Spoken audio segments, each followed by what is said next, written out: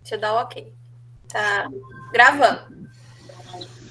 Boa tarde a todos, sejam todos bem-vindos. Quem não é da língua, fica à vontade para perguntar pelo chat ou pelo áudio mesmo.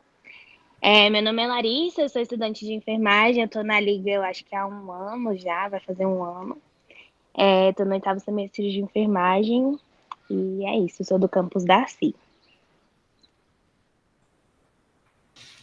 Boa tarde, me chamo Paula, eu sou do CEUB, estou no 6º semestre de enfermagem, sou doula também, educadora perinatal, e a gente vai falar um pouquinho hoje sobre a isoimunização materna. Oi, boa tarde, meu nome é Isabela, eu estou no 2º semestre de enfermagem da UNB, e junto com a Paula e com a Larissa, eu vou estar aqui na apresentação de imunização materna. Perfeito, então vamos começar, né? Pessoal, hoje a gente vai falar sobre a isoimunização materna, que também é conhecida como aloimunização, né? E também sobre a doença hemolítica do recém-nascido. Primeiramente, vamos falar um pouquinho sobre o que é essa isoimunização. Essa isoimunização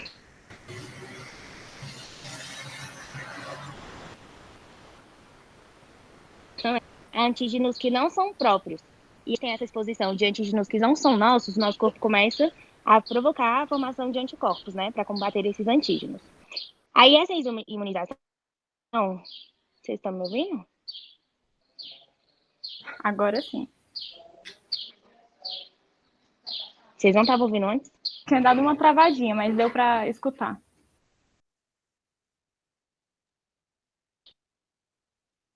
Gente, vocês estão me ouvindo? Ah, tá. Estamos. Essa aloimunização, ela pode acontecer em decorrência de transfusão sanguínea, que não é compatível com o nosso tipo sanguíneo, aborto prévio, descolamento prematuro de placenta, compartilhamento de agulhas, exames invasivos ou durante a gestação.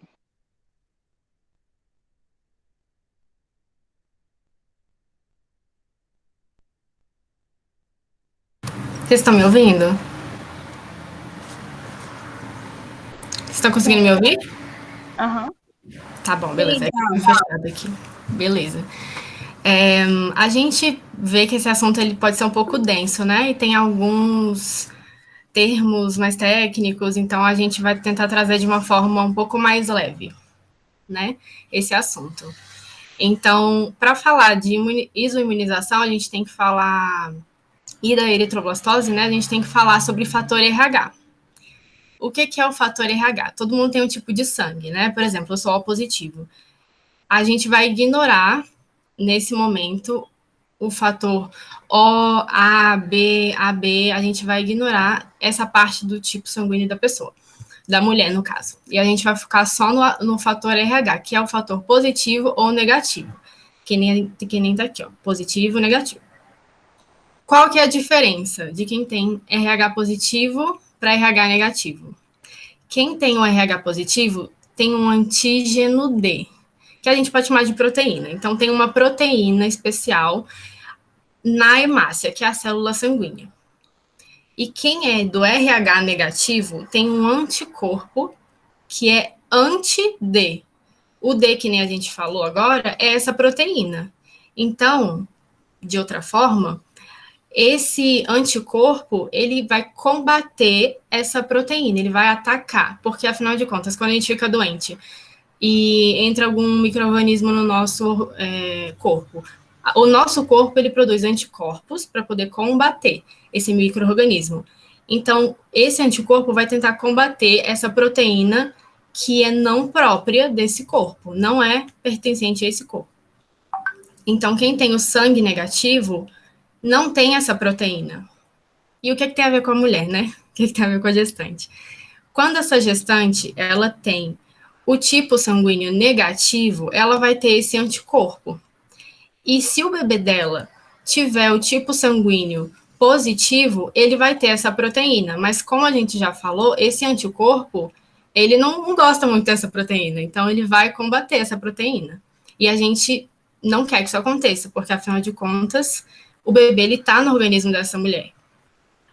qual que é a probabilidade desse bebê ele ter um RH positivo, né? E ter essa proteína consequentemente, esse antígeno D. Quando o pai, ele tem um fator RH positivo também. A chance é muito grande desse bebê ter o RH positivo também. Então, se você é uma mulher que tem um sangue X negativo, né? Se é O, se é A, se é B, ele é negativo. Então, você precisa olhar para o seu parceiro e perguntar qual que é o seu tipo sanguíneo. E aí, se ele tem um sangue de fator RH positivo, a chance do seu filho, se você quiser ter um filho, ter o RH positivo é bem alta. E precisa de um acompanhamento específico que a gente vai falar mais para frente. Consequentemente, por conta dessa interação, existe uma certa incompatibilidade materna-fetal. E com isso pode acontecer uma complicação, uma intercorrência chamada eritroblastose fetal. Por que é eritroblastose fetal? Esse nome complexo, chique. Porque as hemácias, nome chamado eritrócitos, né? As hemácias também são chamadas de eritrócitos. Por isso que se chama eritroblastose. As hemácias ou eritrócitos são as células sanguíneas vermelhas, que nem nessa imagenzinha aqui que a gente usou para explicar um pouquinho. Outro nome que tem para essa doença é doença hemolítica do recém-nascido, porque existem consequências, né, para o bebê que vão ser ditas mais adiante pela Isabela. Essa doença, como a gente falou agora, ela é de origem imunológica, então, por conta dessa sensibilização materna, ao ser exposta, ao organismo da mulher ser exposto a essa característica sanguínea do bebê, quando esses sangues entram em contato da mãe do bebê, existe uma sensibilização. E aí essa resposta imune vai gerar essas consequências para esse bebê e para essa mãe. Então, quando que vai entrar em contato esse sangue da mãe e do bebê? Durante o parto. Inicialmente, né? Durante o parto. É a maioria dos casos. Mas, claro, como a gente falou antes, né? No início. Se você fizer um exame muito invasivo, ou tiver um abortamento, por exemplo, e não souber dessa questão de fator RH, vários motivos. Se esses sangues entrarem em contato, você tem essa isoimunização e tem essa exposição da mãe ao sangue do bebê, em que ocorre toda essa resposta imunológica. Mas durante o parto é onde mais acontece por conta desse contato que é fatídico, assim. Vai entrar em contato esse sangue da mãe do bebê. Mas qual que é o problema? Se eu tive o meu primeiro filho, eu vou ter qual consequência? Eu vou ter imediata essa consequência? Não, o grande problema, na verdade, está na sua segunda gestação. Por quê? Quando o seu sangue entra em contato com o sangue do seu bebê na sua primeira gestação, considerando que você tem o RH negativo e o seu bebê o RH positivo, você tem dentro do seu corpo uma resposta imunológica que ela é mais branda, ela é mais fraca, ela é um pouco mais frágil, ela não está preparada, ela não conhece aquela situação que ela foi exposta ainda, então a sua resposta imunológica ainda não foi tão adaptada. Mas, uma vez que você foi exposta a essa situação, o sangue do bebê e o seu sangue entraram em contato, agora o seu corpo já conhece essa situação. Numa próxima gestação, o seu corpo já tem os anticorpos mais adaptados para combater a esse sangue não pertencente a você. Então, a sua resposta imunológica fica mais intensa e mais especializada. E aí que está o problema. Porque esses anticorpos mais especializados, eles passam pela placenta da mãe.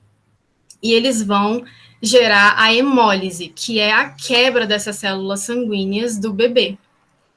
E isso gera consequências nesse feto, nesse bebê, que a Isa vai falar agora pra gente. Oi, gente, boa tarde. Eu vou falar agora das consequências da eritroblastose fetal para o bebê. Então, após o nascimento, a principal consequência é a icterícia. O que é essa icterícia? É quando ocorre um acúmulo de bilirrubina, que é um pigmento amarelo, que vai estar sendo ali produzido pelo consumo da hemoglobina, quando essa substância é liberada devido à destruição das hemácias para o tecido. E aí, esse acúmulo de bilirrubina faz com que o bebê fique com aspecto amarelado na sua pele, igual está evidenciado nessa foto que a gente trouxe para ilustrar. Além disso, a eritroblastose fetal pode ter algumas outras consequências um pouco mais graves, podendo provocar a incapacidade dos órgãos, como danos cerebrais, insuficiência cardíaca, insuficiência hepática e outros demais agravos para a saúde do bebê.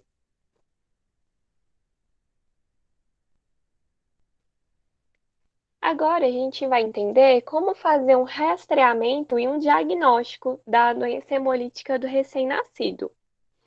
Durante o pré-natal, o obstetra deve solicitar exames de sangue para primeiro avaliar o teste sorológico da mãe e, a partir disso, detectar a presença de anticorpos anti-RH no sangue. Após ele verificar se a gestante possui um sangue RH negativo, o obstetra deve solicitar também o teste sorológico para verificar a presença de RH positivo no pai. Caso o pai seja RH positivo, vai ser solicitado o teste de Coombs indireto. Esse teste deve ser realizado para todas as gestantes e também deve ser ali indicado justamente na primeira semana de pré-natal e repetido na 28ª semana da gestação. Esse teste de Coombs indireto, ele é o principal meio utilizado para identificar o anticorpo presente no sangue materno. Quando positivo, ele vai estar ali indicando a detecção do anticorpo IgG, que foi o que a Paula mencionou anteriormente. Vale lembrar também que esse exame de Coombs, ele é feito em um laboratório rotineiro de exames de sangue e ele é colhido através do braço e também não precisa de nenhum preparo anteriormente, nem ao menos jejum.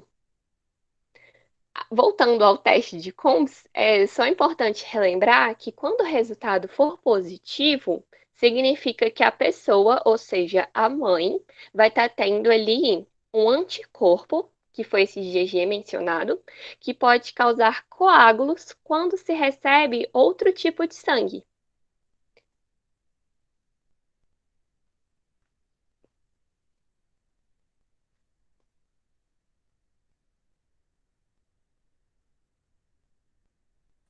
Gente, não sei se vocês viram a minha mensagem, porque a Larissa está com problema de conexão. Continuem, se for a parte dela, por favor. Tá, tudo bem.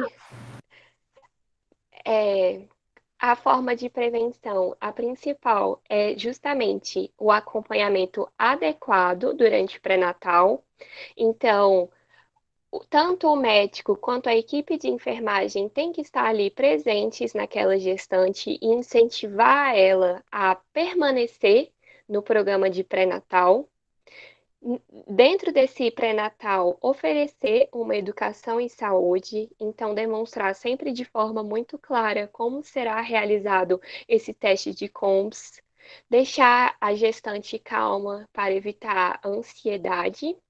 E a partir também do resultado positivo do teste, vai entrar ali como se fosse uma medicação, digamos assim, entre aspas, que vai ser o uso da imunoglobulina anti-D durante a 28ª e 30ª semana de gestação ou até 72 horas após o parto.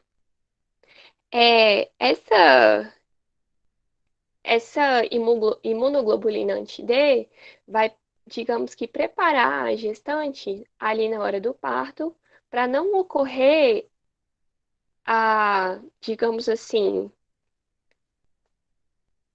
para evitar o coágulo quando estiver ocorrendo o parto e ali a mistura de sangue entre o bebê e a gestante. Então, ela está ali reduzindo a possibilidade de formação de anticorpos maternos. Paulo, se você quiser acrescentar alguma coisa.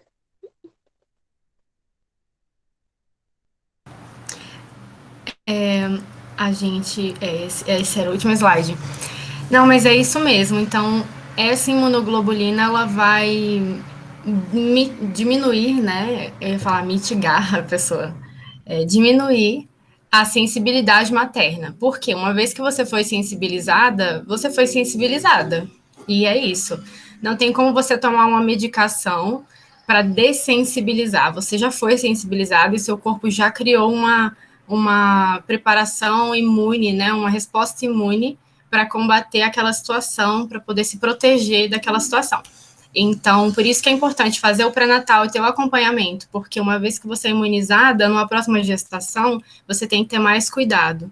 E eu estava vendo uma recomendação de uma médica também, que ela é geneticista, inclusive, e ela fala que ela recebeu uma paciente que ela não teve acompanhamento de pré-natal e ela estava na terceira gestação dela, né?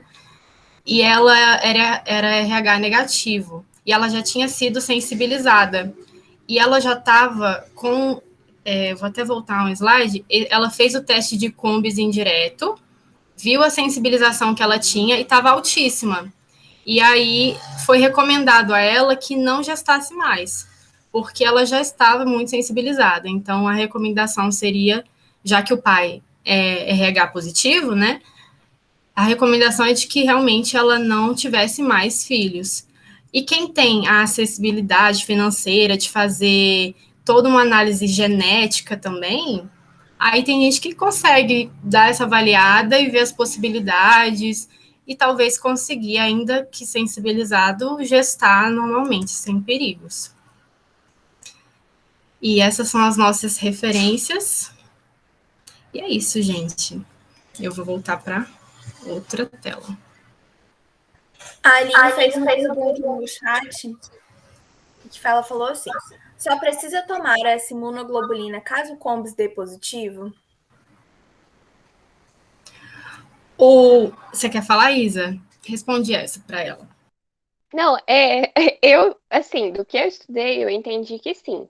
Porque o problema da eritroblastose fetal vai ser quando a mãe é RH negativo e o pai é RH positivo. Então, a princípio, a gente tem que ver o teste de Coombs. Se ele der positivo, aí nós vamos ter que ver o RH do pai.